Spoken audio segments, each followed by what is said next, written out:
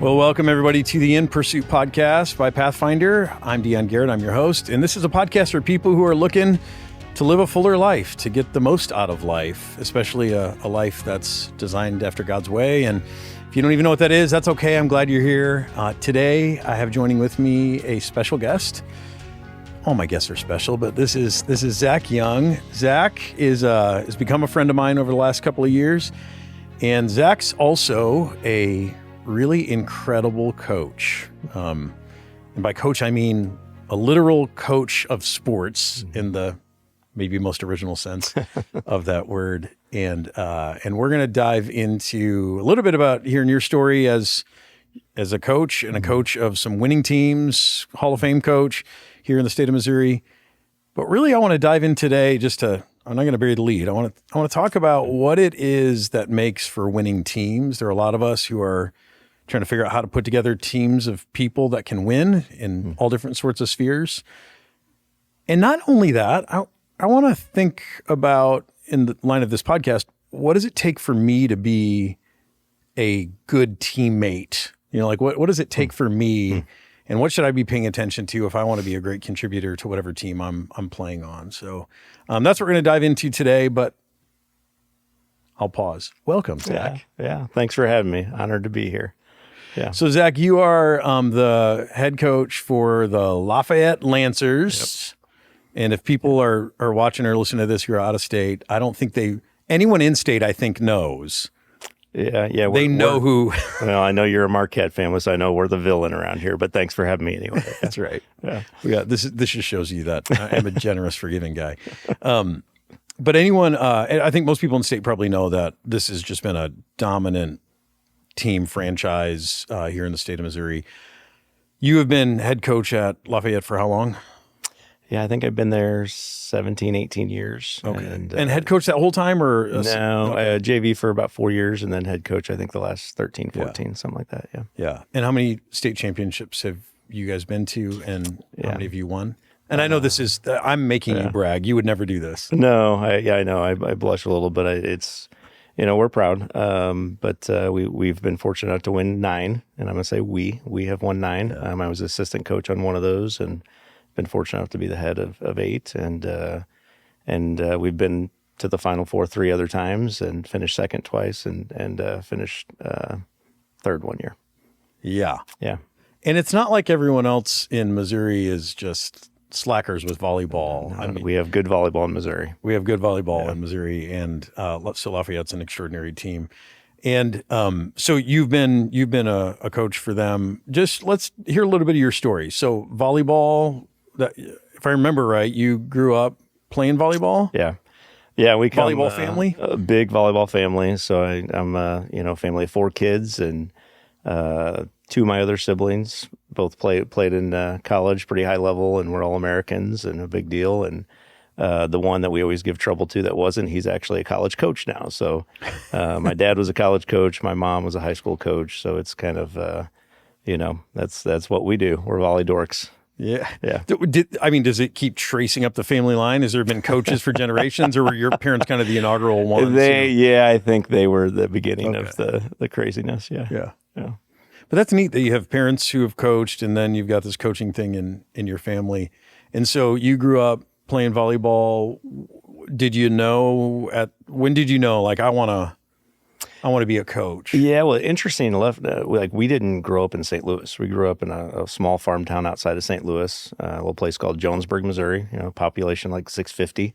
Yeah. And my mom was the high school coach there, and we're just in the backyard hitting the ball around because that's what mom does. And I think when I was about 12, there was an opportunity to drive into St. Louis and try out for a club team. And, it was kind of the start of boys volleyball, which it was kind of around, but then it really started to take off at the younger ages. And she said she'd coach a team. So we drove about an hour a couple times a week and, started it up. Yeah. And I loved it right away. It was new. It was, it was interesting. And, growing up on a farm, you play all the sports. That's what you do. So It wasn't like you specialize. So, I'd have a football game on Friday night and get up on Saturday morning and go play in a volleyball tournament. So it was, but I fell in love with it right away. Yeah. And is that so? I'm curious. Like for you as a coach, and I don't know the normal path. Is that kind of the thing that gets you into coaching? Is you love the sport and you just want to you age out from all the things that you're going to be able to play, and you're like, I want to stay near this, so let me coach. Or does the desire to coach come from something else? Yeah, and I think there's a connection to it also. And the sport itself is great because you can't win with one person, and certain other sports, you can just get the ball to one and you can be successful with a superstar. But I think it has a team aspect almost a little bit more than some other sports. I think that's what drew me to it. As far as coaching is really just the team aspect of where you really have to rely on each other quite a bit.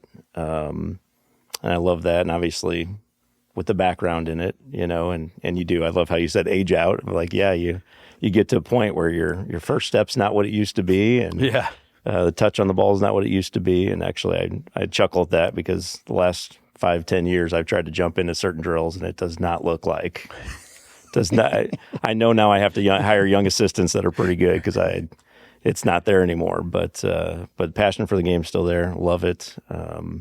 So, the natural thing was, going into coaching and, I've coached at all kinds of different levels. I know everybody knows the Lafayette story and that's a really cool thing.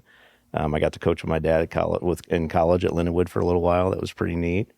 But I also coached in Wright City. They started a program out there when I was first starting teaching, and we were not very successful as far as wins and losses. But that was some of the really rewarding years and teaching kids the game who had never played before. So at all different levels, whether you're big winning on the scoreboard or maybe not as successful on the scoreboard, it's just I love it. Yeah, and you've coached your daughter, right? Yeah. Yeah. Yeah, that's been another really neat experience of coaching Leah. And she's, I almost am like, slow down. You don't need to follow this path if you don't want to. I know what's ahead. Be careful. But she really likes it, and it's been a neat connection to be able to, just driving 2 tournaments with her, and after tournaments, the ride home, and it's always special when you see your kid enjoying something. Well, it says a lot about you that,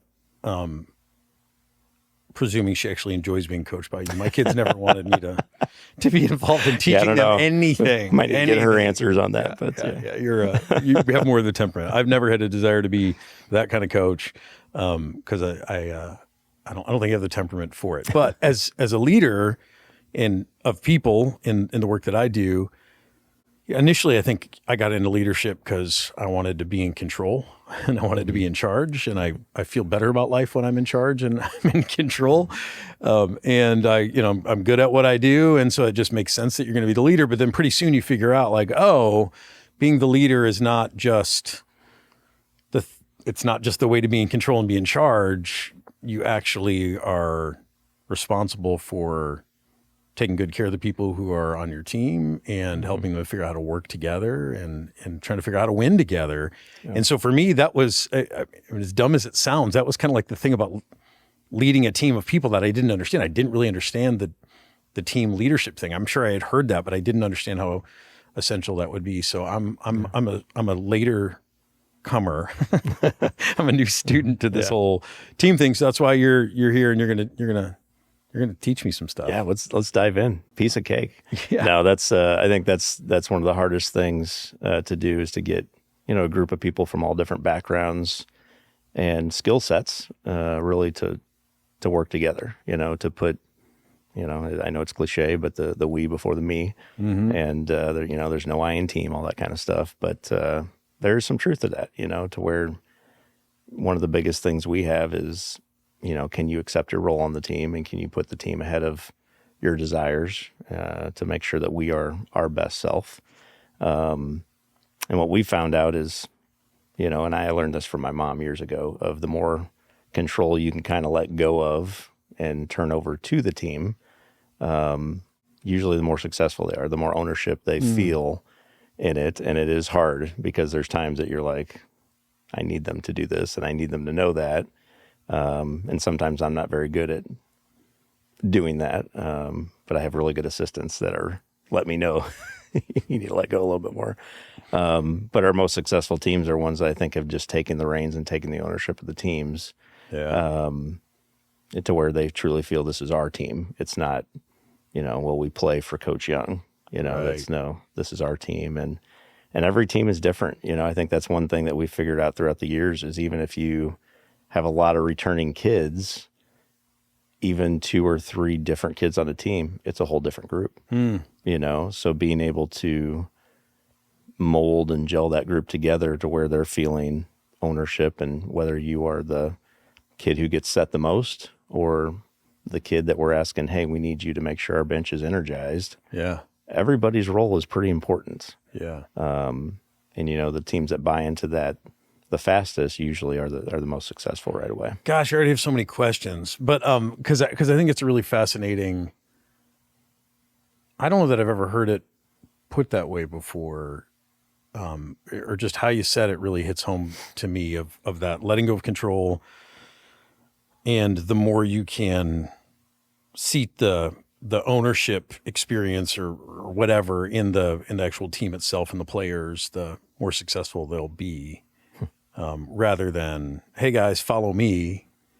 And I think that's maybe one of the differences in how people who come into team leadership, organizational leadership, the way that I did, where you're a guy with great ideas or talent or control freakish nature, and you gradually rise up to the place of leadership. And then you're like, hey, everybody, come get behind me and help me be successful. And, I've got the vision. And I think there's something right about that in organizational leadership. But what you just said is that's just different. And it makes sense to me, but I want to know more about that. I also want to know more about, before we go to that thing, I want to know more about, you mentioned every person has to, I think you said accept their place in the team or their role in the team and put the team before themselves. That seems like most people would go it's like a job interview question. And you're like, of course, yes. How do you actually help, especially you're dealing with high school young women? How do you help them do that? I imagine they think they're ready to do that until they actually have to do that. What does that look like? Yeah, that's a great point. And, we normally on our roster, and we'll keep anywhere from 10 to 15, and so you can only play 6 at a time. You only get so many substitution. There's rules in that, which sometimes we need to make sure, everybody, including the parents, know there's times that we can't sub. We physically are almost out of subs. But it's a lot of communication, and I think there's some years that we do a good job, and there's other years that I'm like, we could have been much better in communicating with that kid at the end. Even though maybe our team was successful, our season was successful, that kid at the end, I don't know that she was a 10 out of 10 for the season. I don't know that she was feeling as valued as we saw her. And I think that's the constant. We can do better. We can do better. In that case, she wouldn't feel as valued because she didn't get to play as much as she wanted, because she's measuring value by how much I get to play. Yeah. Or how much, maybe her little slice of the team we saw as coaches as that was a huge part of our group. And maybe she was feeling, maybe I could have been more, maybe I wasn't getting as, whatever. But we try to really communicate with the kids. We try to meet with them. Some of them might say we communicate too much with them, but we really try and make sure there's not questions left unanswered. We try to be very transparent with them of why the role is what it is, and how valuable each role is. And there has been of some of our really special teams, actually some of our kids that didn't play much at all and might not show up on the stat line as much, but were really good leaders for our team, So as a coach, you're saying that it's your responsibility to help. I imagine everyone who wants to try out for a volleyball team thinks they're pretty good and wants to play a lot, and they imagine their contribution. In their mind, their contribution is, I'm going to play a ton, I'm going to score a bunch of points, I'm going to help win games. And your job as the coach is to say, well, that may not actually be the way you're going to contribute to this team. You're defining that for them. Here's how I see you really contributing. Here's what we find valuable, and affirming it. Like, how do you help them get there? Yeah. And I think, and sometimes they change throughout the year. Sometimes beginning of the year, your role might be this, and it evolves into hopefully a better thing.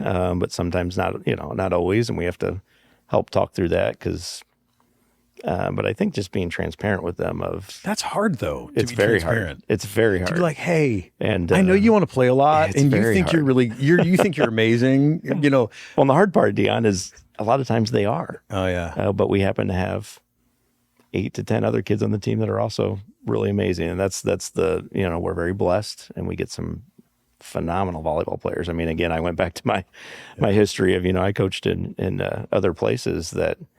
We get kids on our freshman team that would have been varsity studs, all-stars. And which, I imagine is amazing. And I imagine it also creates a whole bunch of problems if you're not it does, on top of that. Yeah. But a lot of times, the kids are very, and I think lifelong lessons of, I'm great, there's other great people, kind of that grit, that perseverance, that working well with others of, they're in my position, but we're all wearing the same jersey. So we're competing against each other, but we all want to go the same direction here. And I think when you look at the bigger picture of them joining a company one day or being a part of a family one day of, there's going to be conflict. It's never rainbows and lollipops and perfect where like that just doesn't exist anywhere, I don't think. But trying to be on the same page and really unify, unified is one of our words of be unified together.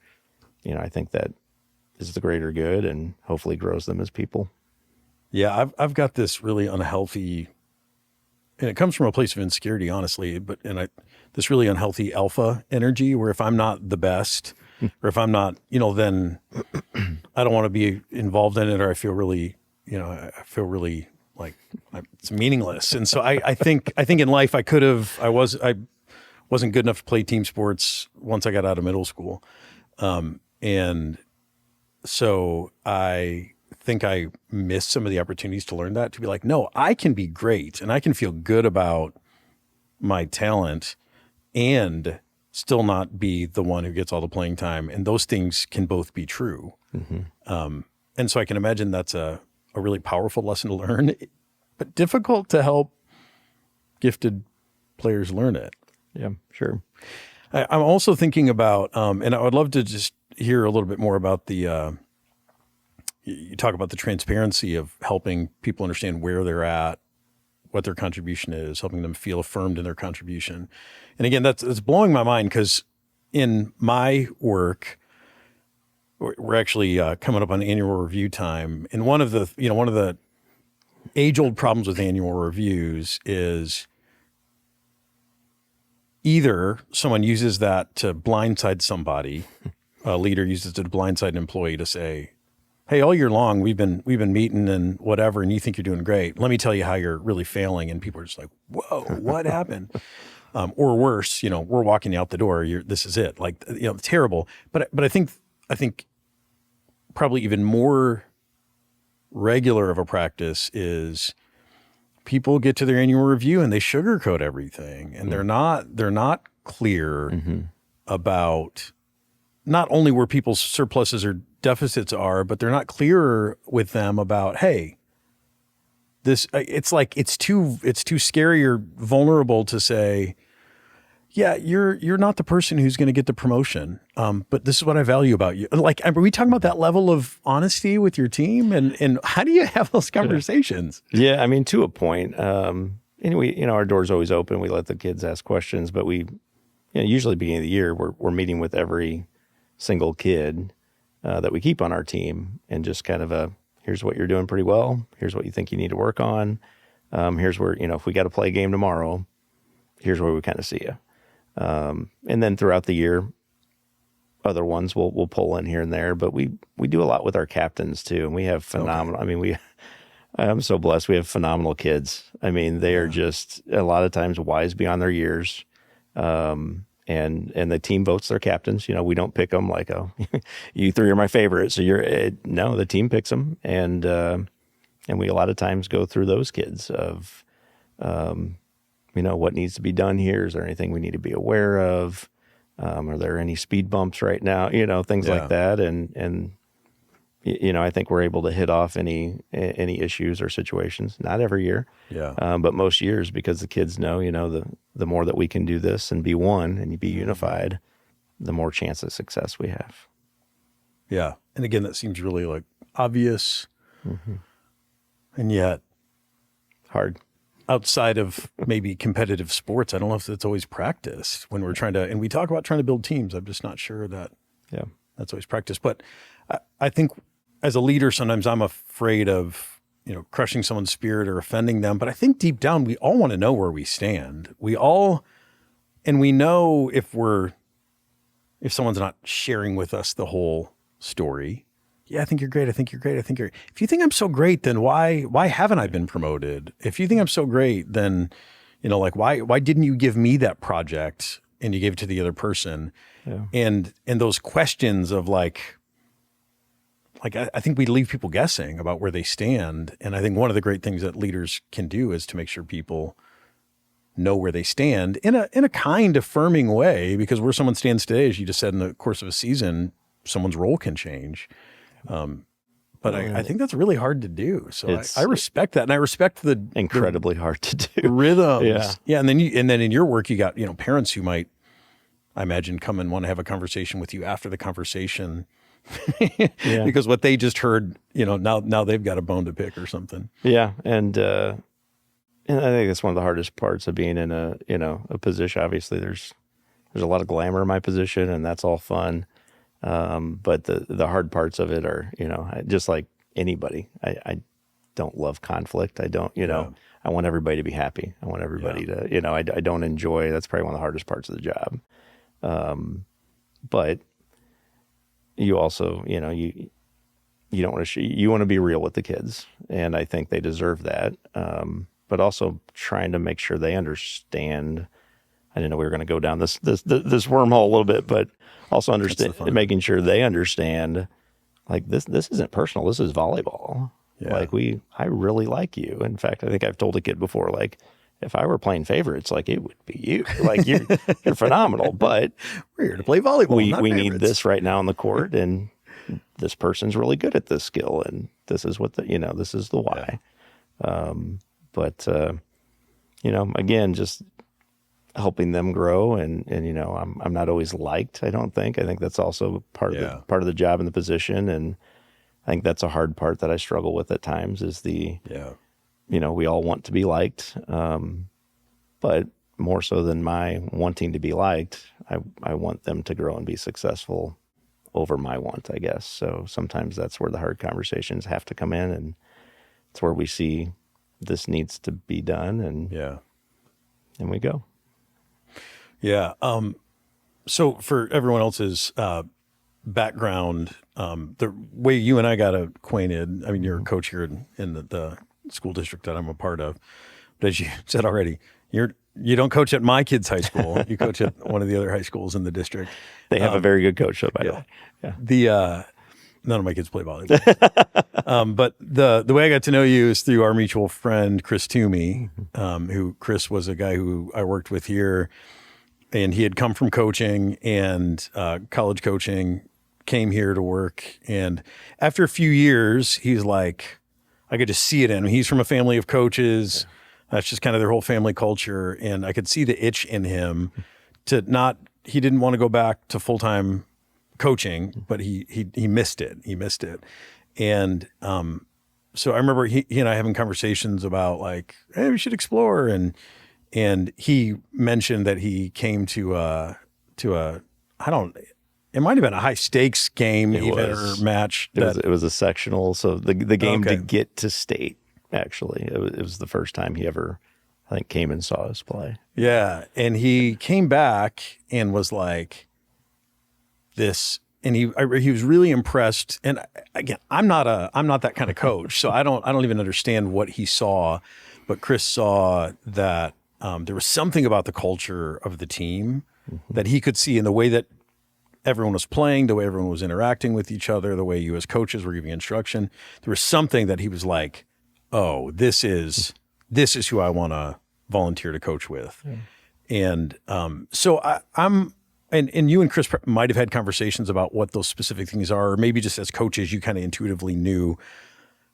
When you talk about a team feeling like you're trying to let go of control and help them feel sense, is that just, what are you talking about when you're talking about, or what is it that a guy like Chris is seeing when we think about a winning team culture? It's more than just having really gifted athletes. Yeah. So what is that stuff? Well, and I think this will say a lot of it right now. As I started to say, the first match Chris ever came to was the match to get to state, and we happened to lose that match that year. Oh, okay. And so he came and watched us lose a match. That's right. Which I'm so proud of our program for the way we handled it. I mean, this was actually we'd won 6 in a row. We won 6 state championships in a row, and we played a very good St. Joe team on our way to get to state, and that 7th year, and they played phenomenal, and we played pretty good. They were just better that day, and for our kids and our program and our parents, I mean, just imagine that feeling of and us as coaches even almost feeling like we let people down here. Yeah. But the way that our kids, we shook the hand, we look at them in the eye, we wished them luck.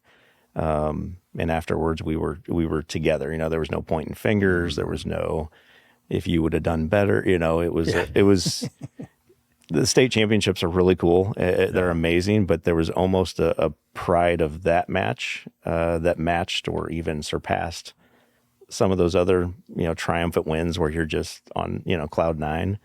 It was just a really neat. And then I didn't even know he was at that match, and he reached out later, and we met. And the first time we met, it was like, there's something different about this guy, But what I think he saw was our kids after a heartbreaking loss of staying together, and we're going to do the right thing. We're going to shake their hand, and we're going to be respectful, and we're going to celebrate our season and what we had. And, and I think even as coaches, you get to that point, and there's been times I'm sure I haven't been great in those matches to where maybe I've lost control. But if I remember right in that match, like we just kept staying with our kids, and just like, it's not going our way, but we're not gonna lose it over here. We're gonna, stand by them and play it to the end and see what happens here. So I think those are the things maybe I hope he saw. And I'm glad whatever he saw, he did see, because the moment Chris came in our door, it was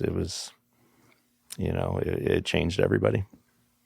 Yeah, and so Chris was a volunteer assistant with your team for, I don't know how many seasons? Gosh, 4 years it seemed like. And actually I didn't really put that together until, he passed, and people are all asking the facts and all that. And so I think 8, 9, 4. It was 4 years. He was with us for 4 years. Yeah. Yeah. So when we're thinking about a winning team, and I know you've got even some of the values or something here that you brought along. When we're thinking about what it takes to take a team of gifted individuals, or a group of gifted individuals, and make them into a winning team, and I imagine as a coach, you see this all the time. You see, and you're not a judgmental guy, but I'm sure you see other coaches with really gifted players, and you're like, there's not a team yet. So what does it look like to take high performing gifted people and make them into a team? Like, give us all the secrets, man. You guys have won a lot of state championships. Well, you're gonna have to invite my assistants, and they do it all. They're it. No, great assistants. All right. That's it. Number one. Yeah. Next podcast. There you go. Yeah. I think honestly, the big thing is them, the acceptance of roles. We've kind of talked about that. Them kind of putting an acceptance of roles, but you helping them see their role, vision casting the role, affirming the role, and saying like, if they don't feel valued in their role, then that's something that we've missed as coaches. We haven't helped them get the picture and help them see the proof of why what they do matters. Sure. So yeah. And I'll be the first to admit, like, we're not perfect. We're not batting 1,000. I think you're better than most. So acceptance of roles, that was one of the things. But I like how you said earlier, it does take more than talent, and we've been super fortunate, obviously. And there's some years that I think we are the most talented team in the state. And if I get the lineup right, we got a good shot, you know? But I think there's other years that we've come out on top that our kids have just had that chemistry, you know, and that synergy or whatever you want to call it. So I think we, you know, I'm not going to let all the secrets out, but we, you know, we do, you know, we'll do team building games and we'll do different things. But I think really trying to pinpoint what each team needs, because there's not like a cookie cutter, this is what we did last year, roll it out, do it again, same result, because the kids are different, you know. So there's some years that, you know, kids might need communication more, like they might just need to step out of themselves. And so we've got to come up with things that they're constantly being outward. You know, there might be teams that, you know, we need to be on them and push and be a little more vocal. There might be teams that, you know, there's been a couple teams we've had that have walked in that actually they've played a lot of club together, and a lot of them are already kind of gelled, and it's kind of one of those like steer them, but get out of their way and kind of let them do their thing. You know, I think just every team needs something a little different, but as you kind of alluded to earlier, we do have, you know, 5 words that we've come up with. We call them Lancer 5. And so you got passion. So we're not just here just hitting the ball around. Like, you got to love what you do. You know, we want to be here. You've got fun, you know, it's got to be enjoyable. And I think sometimes we get them later on when, man, they're so good, but sometimes it's become a job. And I think that's when it's hard because, you know, we're a successful program. We want to have fun, but we do have to push them. We do have to have those high expectations to meet. But you know, sometimes the captains will come to me and like, Coach, we need a fun warm up today. We need to have a good time today. We need to smile a little bit more. So I think fun's important. I'm just blown away. I mean, I thought I was pretty advanced as a teenager. I'm just blown away that a 16, 17, 18-year-old can be like, hey, Coach, I can see the team needs this. Yeah. Like, that's incredible. A lot of times they know it before we do. You know, sometimes we think, and we give a lot of leeway to them on, you know, hey, captains, let us know. Like, you need a shorter practice one day. Let us know. You need us to push you. And actually, in the last couple of years, we had a group of captains that came to us and were like, we need you to kick our butt this practice. I was like, okay, let's go. All right. Like, I like that. Yeah. So they're very intuitive. But, you know, we've got grit. You know, you always want to have perseverance as a group. You got to have grit. It's never going to be easy. You know, you're going to come across, you know, and the last 3 years, there's been a match every year that could have gone either way. And actually, at some point during that match, it did not look good for us. Yeah. Actually, Marquette was a couple years ago. They had a phenomenal team, and unfortunately, we were in the same district, and phenomenal match. Could have gone either way. And, you know, it's kind of that grit factor, and both teams had it that night. Could have gone either way. We always talk about choices, you know, it's a commitment, you know, especially as you get into, you know, especially the seniors. Maybe you're a senior on our team, and maybe you've got one of those roles that you're not on the floor as much. And here you're giving up, you know, 2 to 3 months of your senior year to do this every day after school. You know, you gotta love it, right? And love being part of the group. And then the last one we talk about is unified. You know, you want to be together and have each other's back, and not, I should be in there instead of that kid, or can you believe she's dating so and so? You know, you want to have each other's backs. Yeah. That last one, unified, it feels, do you find as a coach, in the world, it's harder, it feels, to keep things unified, to keep people unified, families unified. Yeah. There's just a lot of fractured relationships everywhere, and, you know, in nations and people. Is it harder as a coach, or is that something where athletes still come in with an expectation to be unified? Or have you seen any change in the last 5-10 years? Yeah, I think there has been change. You know, I think there's been change in a lot of just even communication styles and the way, and, you know, sometimes I'm learning that I'm the old guy now, because some of the things I'll say, I'm like, that was pretty funny, and crickets. I'm like, okay. They just don't know. They just don't know how funny you are. They don't. Appreciate you. Yeah, they don't. That's why I always appreciate Chris. He laughed at every joke I had. But no, I think I'm going to credit the kids who've come through our program. I think it's just passed down. It's kind of expected. this is what we do here, and it might be different other places, but if you want to play here, this is what we expect. And I think kids are still kids, when you put the expectations out there and they understand what they are, that's, they're going to step up. Yeah.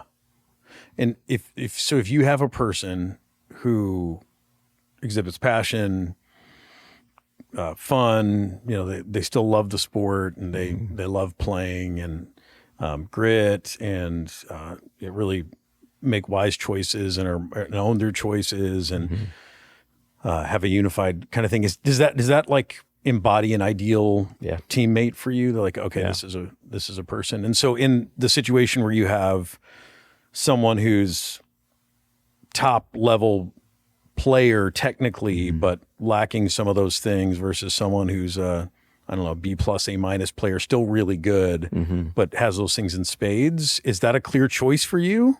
Do you say like, oh, we can work the team mindset into that great player, or do you say like, what do you? Yeah, that's a great question. I'm on the hot seat now, right? No, that's actually, and I will say the first, like, you got to be able to play the game, right? Like, you got to have skill. That's kind of in it, but we really do value those other things. And there's been times that I'm sure people are, I'm surprised they kept that kid or whatever. Well, we see a lot of those things, and and those things don't automatically mean you're going to be on the court. Yeah. But those things bring to our group, if you are a phenomenal, spunky type kid, that we need a little bit of that in our group, and you can't have 14 of those kids either. Right. It's kind of the wonderful mix of sports and teams where you just get all different backgrounds and personalities, and you got to blend them. We actually, a couple years back, we took a personality test, and it was kind of funny where the majority of our team, they looked like they were the lions. We were like, oh, we need a couple more otters in this group, a couple more followers. But it is really interesting. I think that's what makes it fun. Yeah, a team full of, and then I guess it makes sense for sports, but a group full of people, you got a lot of this kind of caloric go-getter lion alpha type energy. That's got to be tricky to manage. Yeah, I think all leaders have to make that choice. Sometimes you got candidate A who's got just a great resume and really, really good at what they do, but you're trying to assess how are they gonna add to the mix here? What are they gonna bring to the overall team? Is this gonna be a person who makes us all better, or are they just gonna do their job really, really well? And meanwhile, you're like, well, this person maybe they don't have as much experience, or maybe they haven't been able to prove themselves yet. But gosh, they've got the culture, and culture is a word that we use a lot, and I'm not sure we all even know what we mean when we say it, other than I just get a feeling about something, and it's certainly hard to craft a culture. But that's a decision that we have to make all the time. And from my standpoint, I've made lots of decisions where I go, this person is a better fit for our culture. They exhibit some of the values that we just think are really important, even if in terms of technical competence or experience, they're less. I will take that person every time. Again, they have to be competent on some level. I mean, like, we're hiring someone for accounting, like, please tell me you can count to 10 and do a little bit more than that. 'Cause you got to be able to do the work. Do the job. Yeah. But I think I've had to learn that having a team of all-stars in their own right doesn't actually make a team, and it actually makes a pretty miserable place to work with lots of conflicting ego. Yeah. Well, and we have a group that we're together for 10 to 12 weeks. That's our season, and so we're always like, can we, by week 10 to 12, how much better have we gotten? So the goal's always improvement. They always ask, what's your goals for the season? I'm like, to be better at the end. Like, we want to be better at the end. So you might be really good right away, but will they grow? Are they coachable? Can they take feedback? So I think when you're, talking about the world of hiring and some of that stuff, I think sometimes you find, which hopefully we're making some of our kids into that of, yes, be the one who can grow in that job, not I'm pretty good and I'm going to be pretty good.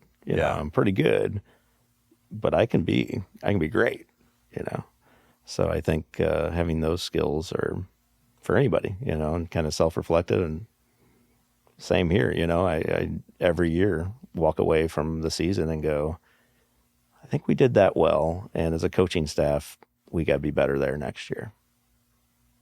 Are there any, without naming any names or getting into any like identifiable specifics, are there selection choices that you have made that later you were like, oh, that was the wrong choice, and you learned something from it? Because I mean, a lot of the stuff feels arbitrary, and you don't know until after you make the decision. But has there been moments where you kind of not only feel like you made the wrong selection when you're putting together a team, but you learned something that said, oh, okay, in the future, I'm never going to make this kind of mistake again. You actually learned a principle out of it. Yeah. Doing this as long as I've been in it for 18, 20 years now, coaching high school volleyball. And some of the choices, haunt you. And just because especially on, we're in a cut sport. So there's kids that try out for us that we have to cut. And that is without a doubt, worst part of the job. And at the same time, we're trying to build a team that has those 5 attributes, and we've had some kids that are very good, could play a lot of places. But the problem is we had, 20 to 25 of them. You can't keep a team that big. And that's the hardest part, without a doubt, of the job. And, there's been kids that haven't made our team that later on you'll see in a hall, and you're able to have conversation and still be cordial, and you can see that they've maybe found another sport that they love, or another, they're in the drama play or whatever, like they've found other passions. And but that is the really hard part, I think, of coaching our program, is sometimes you're the one that tells them that. And we always start tryouts by saying, if you don't make our team, doesn't mean you're not good at volleyball, doesn't mean you should stop playing. Like, it's a phenomenal sport. You can find it a lot of places. Do they believe you when you say that? Do they actually? Have so many. Some do, I think. I hope they do. It sounds like, because it's not a line. Yeah. I mean, it really is true. Again, I've coached a lot of places. I've coached teams that, again, were starting out and didn't know how to rotate and didn't know how to play the game. So I think that it's come full circle a little bit of, wow, look where I get to coach now. This is really cool. But with that comes some really, really hard decisions too. Has there been, so specifically, like, I'm looking for paradigm shift moments for you where, as a coach, your criteria or your scorecard of when you're trying to scout or recruit someone or select someone, where it fundamentally changed, where you're like, oh, or maybe having parents who were coaches, you've always had a good sense of that. Yeah. And you definitely have an idea of the types of things that you want in your team. And obviously it's the assistant, like, everybody has roles. We've even had outside people come in, because, like, I've had some years that I'm like, man, we got 6 kids in this one position that are all really good, and there's not a lot of, like, we see it this way, but let's not say anything. And how do you see it? Yeah. Trying to get outside perspective a little bit in that. But I think over the years I've started to value, when you're a young coach, you're like, oh, there's the good player, there's the stud. I'm going to put a lot of focus. And I think throughout the years, I've kind of figured out, like, the focus needs to be there, obviously, but everywhere. Like, that player 14 really is as important as that player 1. And I don't know the kids have understood that, but as coaches and throughout the years, as you see things, player 14 can take the ship down, or they can really anchor it and be a part of I'm accepting my role. And if that kid's accepting their role, player 8, you can't complain, because, you know what I mean? It kind of just adds to everybody has a piece in this. Yeah. And again, that sounds so right, and that feels so right. It must be really hard to live that out. I mean, you've just, in the last couple of years that I've known you, you've had players who have gone on to very good D1 schools and just really great players. Yeah, incredible. And everyone's talking about them. You know, everyone's like, oh my gosh, this player. Yeah. And it's got to be hard. For me, it would be hard. Maybe it's not hard for you. Yeah. To go, but player 14, I've got to keep my eyes and my focus on everybody here. Yeah. Well, and I think the cool thing about our groups is, you know, not every year, but most years is the kids understand that and they value, you know, there's not, I'm sure there's some years there's cliques and hierarchies. There are everywhere. Yeah. But I think our kids do an above average job of everybody sitting in our circle is important. You know, everybody's going to eat lunch with us and everybody's going to ride the bus with us and everybody's going to warm up and we're all wearing the same uniform. So, you know, that's something we take pride in that I think I say we, that means, you know, coaches, but past players, I think have instilled that throughout the years. Yeah, it's really fun to watch your teams and the other good teams that I've seen.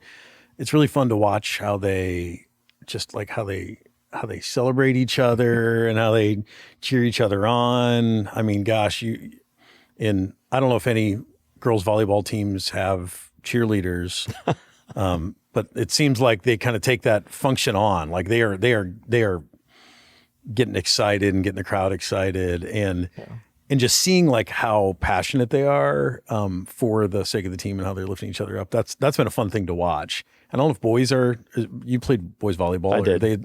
Do they get the same way? Is that kind of a volleyball thing? It's a little different, but energy is part of the game. Without a doubt, energy is part of the game. Boys are a little different in the way they might show it. But a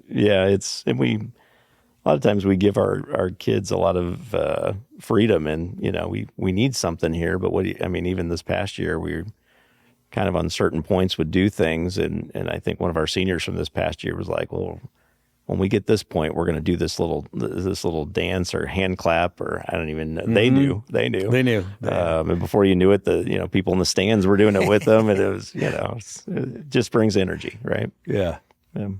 So back to what we were talking about earlier, because I want to see if we can go any deeper in this, and I want you to give away all your secrets. And I realize some of this for you just may be you're skilled, you're trained, but you probably just have a gifting for this, and there's some things that you just sense and and I know those things are hard to articulate.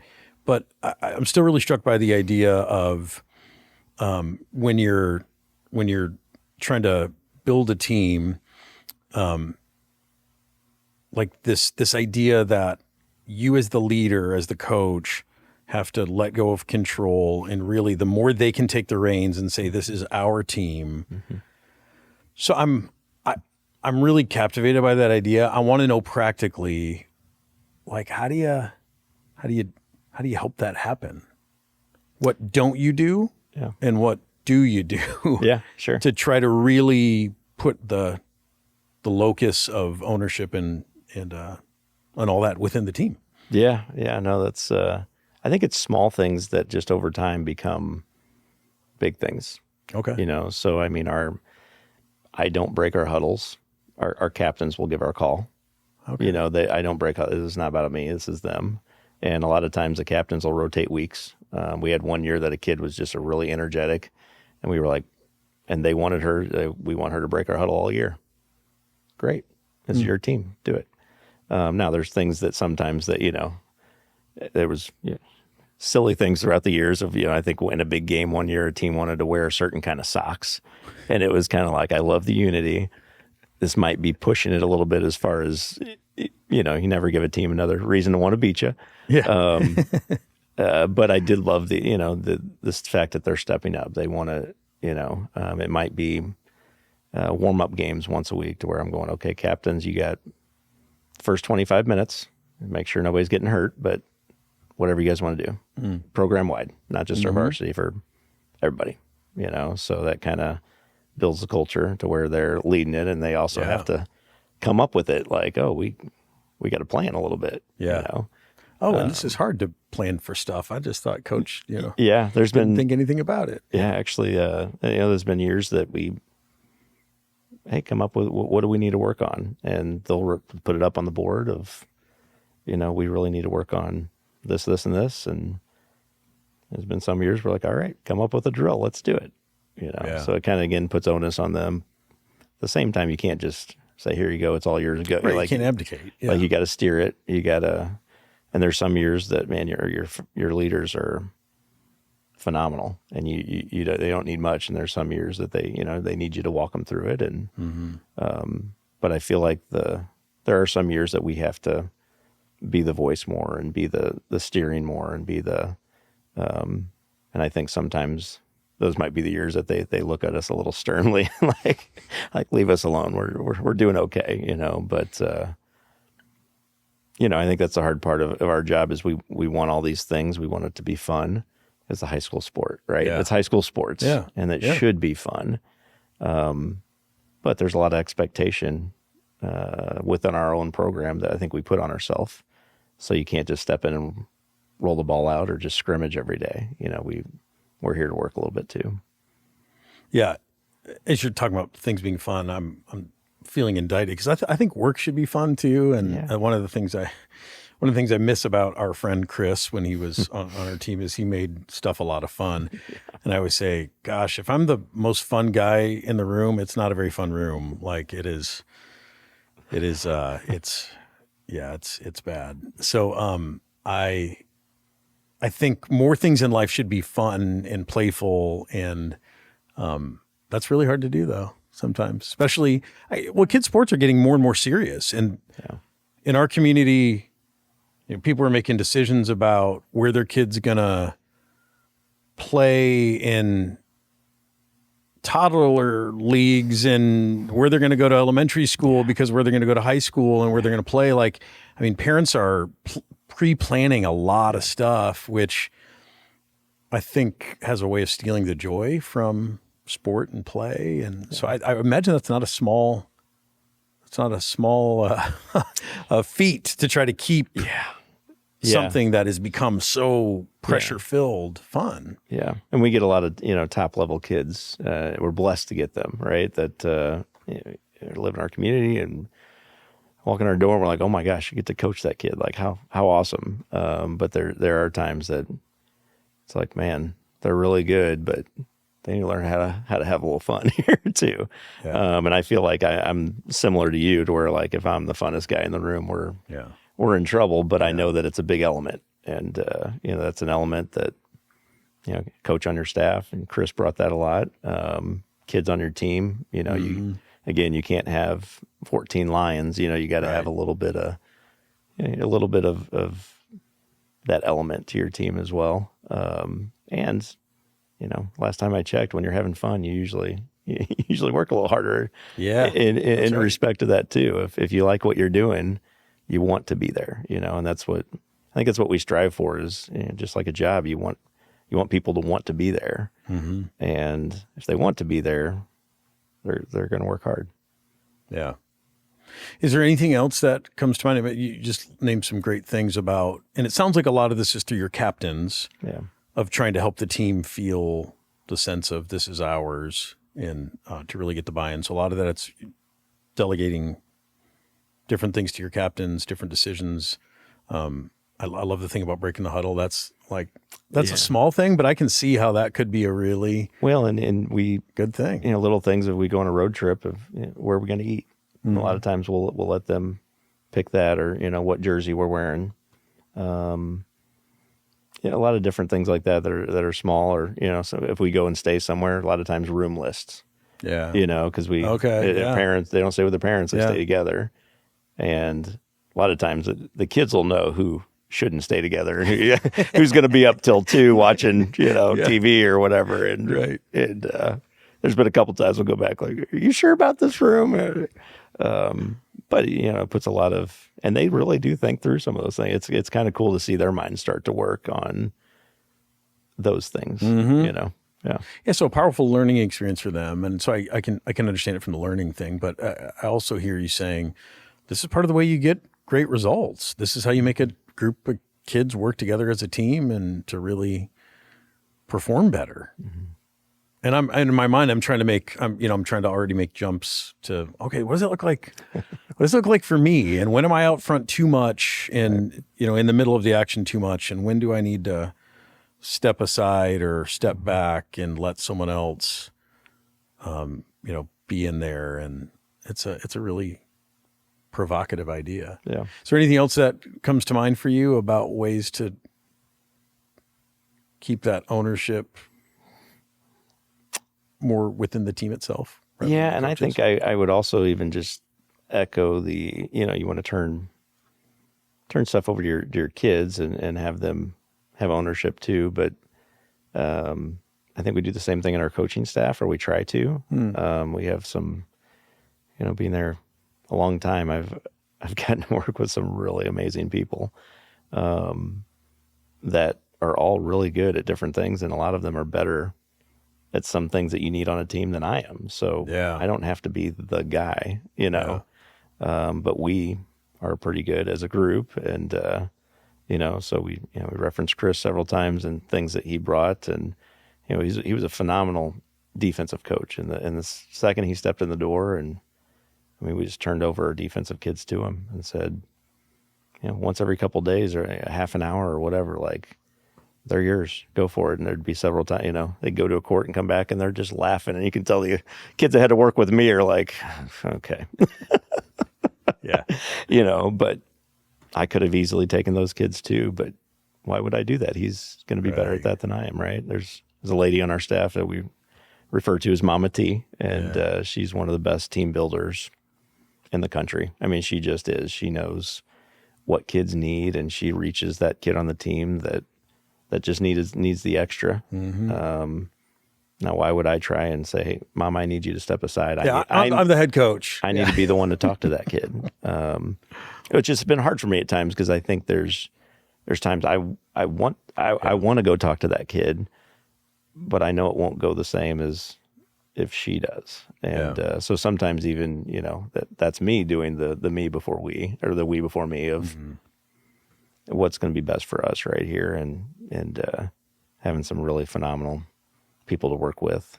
I think that puts the ownership on everybody to where everybody feels, I know there's some businesses that do the, buy stock options. Like, you're a part of our group. And I feel like that's kind of what we try to do. Yeah. Yeah. Starbucks, everyone's a partner. I think they call it, their employees, they're partners. There you go. Some of that nomenclature, I think, actually is intended and probably does help create a sense of ownership. Even as you're talking about that, just kind of like seeing everyone's spot, and even though you're the head, you're trying to lift people up and encourage people to play the part that they can play better than you, and doing that without ego. And there's this great part of the Bible where in 1 Corinthians, where Paul talks about, the body of Christ is like a body, and everyone's, so all these different parts, and we've heard this metaphor before, and not every part has the same function. And then he goes on and even talks about how there are some parts that are treated that require more modesty, or they're less. I'm trying to think of how the phrase that he uses. They're important parts, but they're kind of less showy, but they deserve the same honor as the ones that are a little more kind of noteworthy. And it's this beautiful, idealistic image of what the church is to be, that we've all got, and just how the world's to be, and how any functioning organization is to be. That even though there may be a head or a leader, and there may be some more showy parts, like there's every part that matters, and to treat each other with honor, recognizing the value that they do. And it's such a beautiful image, and it's been talked about and shared, and people who don't even have a faith background have probably heard it before. But I think, just speaking as a leader, it's really easy to let my ego get in the way. And ego's not always like, I think I'm the best, but ego sometimes is, I think I have to be the best. I should be the best. I'm supposed to be the best. Or what do other people expect of me right now? And what are they going to think if I don't do that and I let someone else do that? So ego can be as much about the insecurity, the voices in your head that go, are people going to wonder why I'm here if I'm not, like, why am I the guy with the job if I'm not doing this responsibility? So I'm just recognizing for myself you didn't know this was going to be like a big confessional time with me. I'm just recognizing with myself, like all of the ways that I probably get in the way of building, and I think I do some good things too, but I think of the ways I get in the way of building a team that's truly, the kind of team that you describe. And a lot of that has to do with me and my own hang-ups or my own control issues. Yeah. Well, it's knowing where the group or the team needs to go and how to filter them, without kind of being the dictator. You know what I mean? And I think and we're in an era where I think people think leadership means be the dictator. Yeah.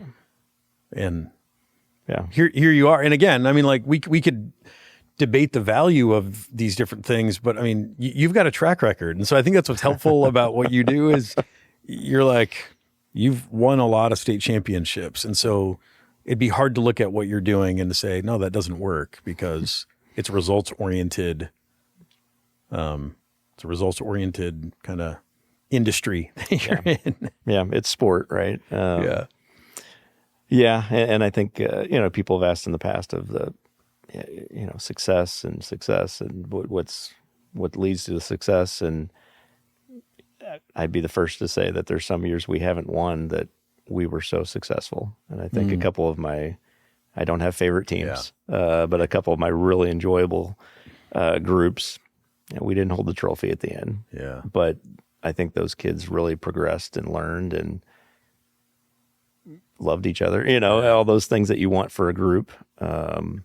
And maybe so many other wins. Another team was just happened to be better at the end. And, I know it's easy for me. And I'm sure people are rolling their eyes of, well, yeah, you've won enough, so you can have those years. But honestly, it really is not cliche. Like it's more about winning and losing. It's not about that. Like it's being a part of the group and something bigger than yourself and seeing kids progress and grow on the court, but also off the court, like seeing, friendships build that in August, like these kids, a couple kids kind of know each other. And at the end of the year, you're like, these two are like best friends for life now. You know what I mean? Like it's, that kind of stuff is, that's the stuff.